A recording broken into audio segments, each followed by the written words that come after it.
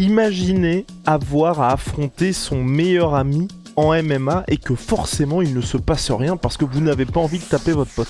Et bah c'est ce qui s'est passé au PFL lors du combat entre Nathan Schulte et Raush Manfio. Les deux sont affrontés. La performance n'a pas été jugée à la hauteur par les dirigeants du PFL. Ils ont purement et simplement été sortis du tournoi de l'organisation. On va voir avec Big Rusty si ça pose un problème, quel problème ça pose, et puis vous allez voir, on va vous expliquer un petit peu comment se passent les tournois au PFL. Big Rusty, c'est parti.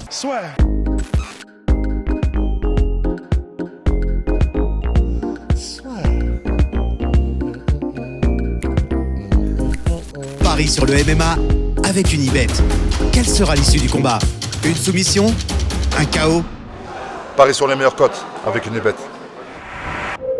Vous savez, le PFL, ils ont un format un petit peu particulier, différent des autres organisations. C'est qu'il y a la saison régulière, ensuite les playoffs, pour ensuite, éventuellement, pour que le vainqueur du tournoi reparte avec $1 million.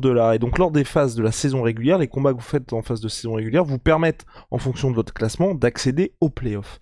Et il y a quelques jours de ça, Big Rusty, Monsieur Schulte, qui est déjà vainqueur, je crois, de 2 tournoi au PFL et a purement et simplement été sorti des phases finales alors qu'il avait gagné sa place au profit d'une nouvelle signature par le PFL, et forcément ça pose beaucoup de questions. Déjà, d'une part, est-ce que les combattants peuvent choisir, on va dire, l'intensité qu'ils mettent dans leur combat? Comment sont faits les brackets, donc les différentes catégories, et qui affronte qui au sein de chaque catégorie pour voir ce qui peut se passer, et si... Attention Big Rusty, on sait à quoi vous pensez, et si aussi le PFL peut se permettre de dire on a vu que l'intensité n'était pas celle à laquelle on s'attendait, donc on va purement et simplement sortir tel ou tel combattant. Ça pose beaucoup de questions pour la suite, et surtout ça pourrait avoir de sérieuses conséquences pour l'organisation et puis même pour ce format-là, parce que forcément quand les mecs ont des phases finales qui arrivent qui vont être beaucoup plus éreintantes, ils peuvent se dire ok, j'ai gagné ma place, peut-être que le dernier combat je vais un petit peu y aller mollo. Alors Big Rusty, est-ce que tu peux nous expliquer exactement en détail ce qui s'est passé lors du combat entre Manfio et Schulte? Pourquoi est-ce que le PFL a pris ces décisions-là? C'est parti, monsieur. Donc, il faut savoir que le PFL, pour ceux qui ne connaissent peut-être pas, c'est une énorme organisation internationale de MMA, mais ils n'ont pas le même format de combat qu'à l'UFC. À l'UFC, c'est l'UFC qui décide, on va mettre lui contre lui et boum, combattez. Alors qu'au PFL, c'est un format un peu en mode NBA où il y a des poules et ensuite un format playoff, un format tournoi dont le gagnant remporte $1 million. Donc, ils en font un petit peu ils en sont fiers, et c'est leur manière de se dire qu'ils se différencient. C'est on n'a pas de matchmaker, on n'a pas besoin de matchmaker puisqu'on n'a pas besoin d'évaluer qui contre qui à quel moment. C'est un format qui est déjà organisé comme ça, des poules, et comme ça tous les combats jusqu'au million se font par eux-mêmes en fait. Il suffit juste de trouver qui participera aux phases de poules et aux playoffs et aux tournois. Et le problème, c'est que là, il y avait donc ces deux gars-là, Raush Manfio et Nathan Schulte, qui font partie de la même équipe, de la même team, et qui donc faisaient partie du même tournoi lightweight, de la même phase de poule qui ensuite aurait donné lieu aux playoffs, etc.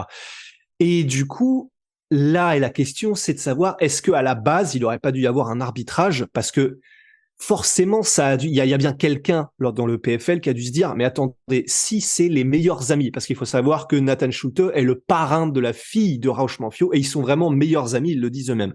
Donc, je suis juste étonné déjà ils ont dû y penser, mais qu'il n'y ait pas eu suite qui soit donnée au fait que, donc, attendez, ils sont tous les deux dans le même bracket, ils sont tous les deux potentiels, c'est potentiellement possible qu'ils s'affrontent à un moment donné. Est-ce que ça posera pas un problème? Peut-être qu'ils en ont parlé, peut-être qu'ils se sont dit, bon, ça s'est déjà vu, des gars qui sont du même club, qui sont de la même team et qui s'affrontent. On avait déjà vu ça, effectivement, en MMA. Je pense à qui déjà? Il y avait Cowboy Cerrone contre un gars, je sais plus qui c'était. Enfin, il y avait aussi Rashad Evans contre John Jones, mais du coup, il y avait eu des dissensions qui s'étaient créées. Enfin, mais c'était là toute la question, en fait, là, pour le PFL et pour Schulte et Manfio, c'était, mais du coup, est-ce que c'était pas possible de le voir venir avant? Et dans ces cas-là, c'est ce que proposaient certains internautes, c'était de dire, ou c'était même Olivier Aubin-Mercier, qui lui-même est au PFL, qui disait, dans ce cas-là, est-ce qu'on ferait pas en amont un arbitrage en disant si ces deux-là vont s'affronter et que ça peut poser problème, bah soit on en met qu'un seul du même club dans le tournoi et ils se débrouillent, un truc comme ça. Alors oui, c'est pas juste parce que les deux devraient avoir le droit d'avoir leur chance pour le million, mais pour l'organisation, et c'est là où c'est là où c'est très intéressant aussi, c'est du point de vue du PFL. Là, le combat qui a eu lieu entre les deux, il a vraiment pas tenu toutes ses promesses. Il y a même, je crois que c'est toujours Olivier Mercier qui a dit, c'était un combat qui était clairement arrangé. Et pas arrangé dans le sens ils connaissaient l'issue du combat, mais arrangé dans le sens ils ont tous les deux décidé, et ce qui était c'est vrai que c'est un peu l'impression que ça donnait dans le combat, d'y aller vraiment tranquille et de pas prendre de risque de se faire mal, et c'était un petit peu comme effectivement Francis Ngannou, Derek Lewis, sauf que là tu sais qu'il y a un passif derrière, le passif étant qu'ils sont meilleurs amis, qui fait qu'ils ont peut-être préméditer le fait de ne vraiment pas se donner à fond pendant ce combat, c'est le moins qu'on puisse dire. Et donc c'est là tout le problème. C'est là la situation dans laquelle se trouve un peu le monde du MMA en ce moment, et surtout le PFL, parce que c'est donc propre à leur format, parce que l'UFC, il y a déjà eu des cas par contre où il a été proposé aux deux combattants, est-ce que vous voulez bien vous affronter? Les deux combattants, soit ils sont amis, soit ils sont du même club, et donc, comme il revient aux combattants la possibilité de signer le contrat ou non, ils décident tout simplement de ne pas signer le contrat. En ce moment, on a un petit peu le même cas de figure avec Merab Dvalishvili, qui devra peut-être affronter Aljamain Sterling, mais les deux ont dit, nous, on s'affrontera pas. Et ils ont la possibilité de refuser de le faire, effectivement. Et donc, on en est là par rapport au PFL, et c'est vraiment intéressant comme débat. C'est-à-dire que moi, je pense qu'effectivement, c'est probablement en amont que tout ça aurait dû être traité pour ne pas avoir cette situation-là qui se présente. Mais vu que là, elle s'est présentée, le dilemme, il est un peu, est-ce que t'en veux aux deux combattants qui sont meilleurs amis de ne pas avoir honoré, entre guillemets, leur contrat? Parce que du coup, la raison pour laquelle ils ont suspendu les deux combattants, le PFL, donc il y a Schulte qui est sorti du tournoi et ils ont dit qu'ils avaient suspendu Raufio, qui lui, du coup, n'était plus dans le tournoi. Mais est-ce que le geste il est moralement comment dire, condamnable pour le PFL, ou est-ce qu'il est moralement condamnable pour les deux athlètes qui ont décidé de ne pas combattre? Et c'est vraiment intéressant parce que il y a pas mal de gens qui ont proposé des solutions qui auraient pu être des solutions alternatives. Et par exemple, c'était de dire attendez, tant qu'à ne pas vouloir se donner de coups, Schulte et Raufio, au moins donner quand même aux gens ce qu'ils veulent, parce que on le rappelle, c'est un sport, mais c'est aussi un business. C'est la phrase peut-être qu'on doit dire le plus souvent dans nos podcasts, mais c'est parce que c'est réel. Et du coup, tout l'arbitrage, il est là, il dit attendez, là donc, vous n'avez pas donné aux gens ce qu'ils voulaient voir. J'entends, perso, et je sais pas ce que t'en penses, mais personnellement, toi, t'es un de mes meilleurs amis, et mes meilleurs amis, je veux absolument pas, leur mettre des droites ou qu'on s'échange des droites, tu vois. Ça va pas être possible. Par contre, effectivement, c'est de dire, au moins trouver peut-être une manière de donner ce qu'ils veulent aux fans. Et les gens proposaient, faites du grappling alors. C'est-à-dire que si vous voulez pas mettre de frappe, ok, faites le match de grappling le plus intense du monde, où vous allez à la soumission et vraiment vous y allez full blast. Vous faites des scrambles, vous faites des trucs, vous faites du grappling champagne en fait. Mais au moins que les gens s'y retrouvent un petit peu. Je pense qu'effectivement, s'ils avaient fait un truc comme ça, et qu'à la fin, il y en a un des deux qui trouve une solution et qui réussit à soumettre son adversaire, bon, il y a un des deux gars qui l'aura forcément un peu mauvaise parce que il est sorti du tournoi et il prive sa famille potentiellement d'1 million à la fin de la journée, à la fin du tournoi. Mais au moins, entre guillemets, il y aurait eu quelque chose de proposé à l'organisation, aux fans, qui ferait que ce serait un peu mieux passé. Et là, le fait que du coup, ils aient décidé de faire donc effectivement une Ngannou contre Derek Lewis, tout le monde était un peu frustré. Et le PFL l'était même tellement qu'ils ont donc décidé de prendre cette décision. Et pour le PFL, et je finirai là-dessus, même si, voilà, je le redis pour bien baliser, mais pour moi, la solution, elle aurait dû être trouvée en amont. C'est facile à dire, hein, là, de mon canapé, de mon machin. Mais probablement que c'était le truc le plus simple à faire, c'était de le voir venir de loin. Mais c'est difficile effectivement de leur en vouloir de ne pas laisser passer ça, entre guillemets, parce que s'ils laissent passer ça, dans ces cas-là, tu peux créer tout un tas de précédents et tout un tas de gars qui vont te demander des exceptions. Ouais, mais moi, du coup, je le connais, ce gars-là. Ouais, mais j'ai pas trop envie d'affronter un tel et machin. Et là, c'est la porte ouverte à toutes les fenêtres, comme dirait Jamel. Et donc, c'est là toute la question. Et voilà, je finis là-dessus parce qu'effectivement, il y a le problème Shane Burgos qui s'est rajouté au truc, quoi. Et oui, parce que vous le savez sans doute, le PFL a signé Shane Burgos en provenance de l'UFC. C'est quelqu'un qui a jamais été, on va dire, un contender, mais en tout cas qui chaque fois qu'il vient combattre est extrêmement plaisant à regarder parce qu'il vient pour la guerre, Shane Burgos. Et Shane Burgos a pris la place dans le tournoi, dans les phases finales en tout cas du tournoi, parce que selon toute vraisemblance il aurait dû le faire plutôt en 2024 puisqu'en termes de timing c'était pas l'idéal pour 2023, mais en tout cas là ils vont avoir leur star pour le tournoi lightweight, un peu comme si là dans les welterweight ils enlevaient un gars et qu'ils le remplaçaient par Cédric Doumbé pour se dire bon bah on va ajouter un petit peu plus d'intérêt à notre phase finale. Donc c'est ça qu'on trouve encore un petit peu plus louche et qui fait qu'on se dit c'était peut-être pas la situation idéale pour le PFL en termes d'image, parce que c'est vrai que Nathan Schulte, 2 fois vainqueur déjà du tournoi du PFL, c'est quelqu'un que vous ne connaissez certainement pas si vous ne suivez pas le PFL, mais qui fait partie des meubles au sein de l'organisation. Et donc c'est là où ça fait tâche, où on se dit que bah, normalement la ligue est censée donner sa chance à tout le monde, en tout cas tous les mecs qui sont dans le roster. Là on a un Shane Burgos qui a eu on va dire quand même un petit shortcut, un petit raccourci pour atteindre ces phases finales-là. C'est dommage, et c'est encore plus dommage quand on sait que les autres ont pris part, on va dire, à l'ensemble des phases qualificatives. Et c'est là aussi où on peut se poser des questions sur le format du PFL, qui sur le papier est une bonne idée, parce que ça permet d'éviter justement qu'il y ait ce délire d'un Conor McGregor qui va doubler tout le monde parce qu'il a le statut de Conor McGregor, et que juste en gagnant, vous êtes un Nathan Schulte, vous n'apportez rien au PFL en termes d'image, en termes de pay-per-view, en termes d'audience, mais par contre vous êtes très fort, vous allez avoir votre chance au tournoi, vous allez pouvoir remporter $1 million. Là on voit que ils ont trouvé que le combat était pas à la hauteur, ils ont viré Schulte, finalement c'est Shane Burgos qui est la vraie star, qui a pris sa place. Après, ce qui est compliqué, c'est que les arguments ont du sens des deux côtés, et que forcément vous êtes à la place du PFL, s'il y a des mecs qui sautent, bah vous allez trouver des remplaçants, et le remplaçant, tant qu'à faire, autant que ce soit un gars comme Shane Burgos.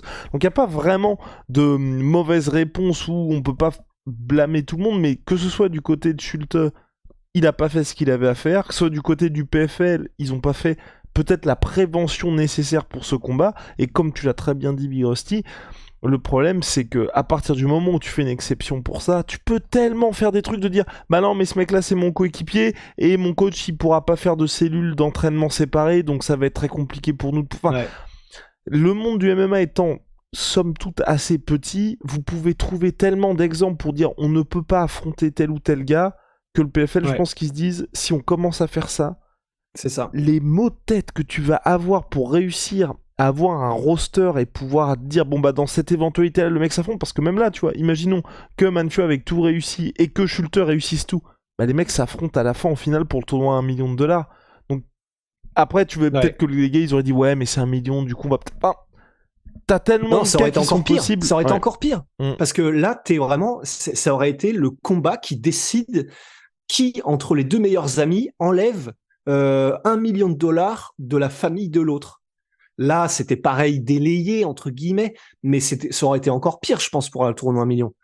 Parce que, à moins qu'il fasse un truc, peut-être qu'il l'aurait fait, tu vois, mais en mode, qui que ce soit qui gagne ce million, on fait juste la plus grosse guerre, et puis après, on se partage le million, ça aurait été stylé. Est-ce qu'il l'aurait fait? On ne saura jamais, mais les enjeux d'un tel combat, les enjeux financiers, le vu à quel point ça peut quand même te changer la vie, bah ça aurait peut-être même été encore pire comme dilemme, et ça aurait peut-être, t'imagines, il faisait le même bail, je pense quand même pas, tu vois, mais imagine, il faisait le même bail dans le tournoi $1 million, qui est le tournoi retransmis, tout est retransmis par ESPN, mais genre, qui est le plus sous le feu des projecteurs, etc. La pub catastrophique que ça aurait fait pour le PFL. Et en plus, rien. Alors, j'ai l'impression, de ce que j'ai vu, que rien en plus ne l'annonçait, parce que je crois que c'est du coup Manfio qui a mis sur les réseaux sociaux un petit post où il mettait un message. Alors, j'ai pas compris si c'était avec Recefo ou si c'était un gars du PFL, où il dit, où le gars du PFL lui dit, bon voilà, désolé de te mettre dans cette situation, j'espère que ça va aller. Et Manfio répond, ouais, bon bah voilà, on va combattre, on va trouver un moyen. Et donc en plus, c'est pas comme si, j'ai l'impression. Mais c'est pas comme s'il y avait eu un signe annonciateur de Manfio et Schulte qui disent surtout les gars, ne faites pas ça, on ne veut pas se combattre, il y aura rien de bon, s'il vous plaît, ne nous faites pas combattre, il va se passer des trucs qu'on veut pas, soit on va pas se combattre. Mais là j'ai l'impression que, en tout cas de ce post-là déjà que j'ai vu sur les réseaux sociaux de Manfio, bah il y avait un peu un côté ah ouais, on est meilleurs amis, bon, c'est vraiment pas ce qu'on voulait, mais bon, bah voilà, on va y aller quand même. Et donc, il y avait rien en plus, enfin, qui annonçait que ça allait se passer comme ça. Et donc, pour le tournoi d'un million, ça aurait été un peu pareil, j'imagine. Et donc, bah, tu n'as que tes yeux pour pleurer si t'es le PFL une fois que c'est arrivé, sans avoir vraiment vu que ça pouvait arriver comme ça, quoi. Donc, c'est vraiment pas facile à arbitrer, ouais. Après, côté PFL, je comprends parfaitement le move. Le seul truc qui me Ouais. fait peur un petit peu, c'est où est la limite et tu vois à quel moment tu peux te dire ok, ce combat-là, je l'ai pas trouvé très spectaculaire, donc on va les sortir aussi, parce qu'il y a beaucoup d'interprétations qui sont possibles. Enfin, il y a certains combattants qui prennent pas spécialement de risques, et tu peux te dire que, imaginons, un mec qui va faire du lay-on près pendant, donc se mettre sur l'adversaire, juste, au sol, et juste attendre que le temps passe parce que il sait qu'il va scorer les rounds. Est-ce qu'à partir de ce moment-là, tu te dis que le mec ne donne pas son maximum, et est-ce qu'il faut le pénaliser aussi? Ouais. Parce qu'on sait qu'il y a un système déjà de notation au PFL quand vous si vous gagnez par décision, vous avez beaucoup moins de points que si vous scorez un KO au premier round. Mais tu vois, tu peux aussi ajouter un truc comme ça où tu vas te dire, bah ok, le gars a peut-être pas donné son maximum, il aurait pu chercher tel ou tel.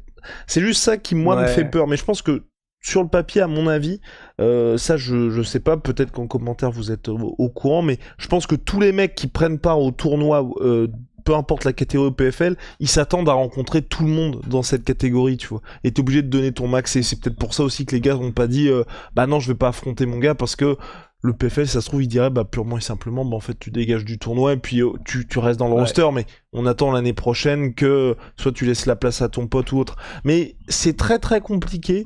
Et déjà, moi je trouve que c'est bien que le PFL ils aient pris cette décision-là. J'aurais juste aimé, et peut-être que ça va arriver dans le futur, peut-être plus de peut-être plus de clarté sur bon bah voilà ce qui s'est passé. On avait mis ça en place avant le début du tournoi. On avait dit qu'il allait se passer ça. Ça ne s'est pas passé comme prévu. On a donc décidé de sortir les gars parce qu'on ne veut pas que ça arrive à nouveau. Et il y aura jamais d'exception pour ne pas affronter tel ou tel combattant. Mais en tout cas, tu vois qu'il y ait plus de clarté là-dessus parce que depuis un moment avec Rusty, on salue les initiatives du PFL. Mais c'est vrai que là, c'est la première fois où on est dans un truc qui a l'air un peu opaque. Ouais, absolument. On a fait le tour, Big Rusty ? Bah, je crois. Je pense qu'on a fait le tour. Et dernier point, moi, c'est plus ça. Et c'est vrai que ça fait partie des trucs assez sombres du PFL. C'est que bah non, mais tu vois, par exemple, Cédric Doumbé, il a signé. Et même dans l'interview qu'on a fait avec le CEO, le PDG de l'organisation, tu vois, il nous dit qu'il fait partie qu'il entre dans le tournoi de l'organisation. Mais on sait qu'il entre dans le tournoi, mais que forcément, il a du retard par rapport à tous les gars qui étaient là dès le début du tournoi. Donc ça fait partie de tous ces trucs-là où... Pour moi, il faudrait qu'il y ait plus de clarté, de dire juste, et qui est hyper facile. Le Bellator le fait par exemple. Quand ils font leur tournoi lightweight, on sait qu'il n'y a pas tous les lightweights qui prennent part au tournoi. Ça commence au quart de finale, donc il y a 8 lightweights qui prennent part. Il n'y a peut-être pas forcément les meilleurs, parce que de temps en temps, il y a certaines, j'ai pas des noms en tête là, mais certaines omissions qui sont assez marquantes de la part du Bellator. Mais par exemple, oui, c'était Carragher qui ne faisait pas partie du tournoi, où moi j'étais un petit peu surpris.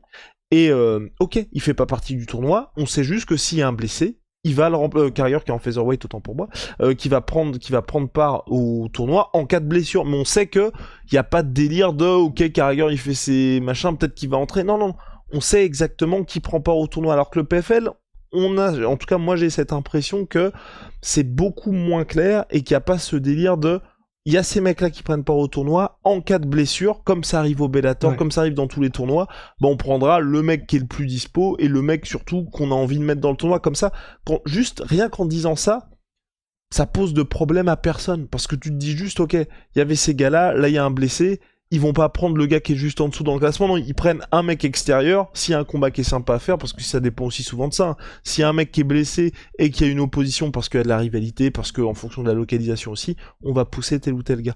Donc moi j'aimerais bien qu'il y ait ça de la part du PFL, parce que leur format de tournoi est intéressant, quand c'est bien mis en place, c'est hyper sympa, et c'est vrai que pour l'instant, ce qui manque aussi au PFL, c'est, à mon sens, hein, même par rapport au Bellator, où c'est vrai qu'on en parlait avec Rust, là, il y avait Romero, on n'était même pas au courant, mais au moins le Bellator, quand ils font le tournoi, dès le début, et c'est ce qui était arrivé par exemple avec Mansour, on peut se dire, waouh, si Mansour gagne là, on sait qu'il affronte Ousmane, donc t'arrives quand même à créer un petit peu de hype avec ça. Le PFL, je sais pas toi, mais pour l'instant, il n'y a aucun tournoi où j'ai été intéressé. Par des oppositions, tu sais, par des oppositions futures autres que ce serait bien que le mec gagne, tu vois. Non, c'est clair. Bah ouais, la première fois, c'était potentiellement avec Cédric Doumbé, effectivement, où bah, c'était très intéressant de voir jusqu'où il pouvait aller, quoi. Exactement, Bigosti. En tout cas, on a terminé pour aujourd'hui. Shout out à ma sweet pea, ma sweet protein. Moins 30% sur tout my sweet protein avec le code la sueur. See ya.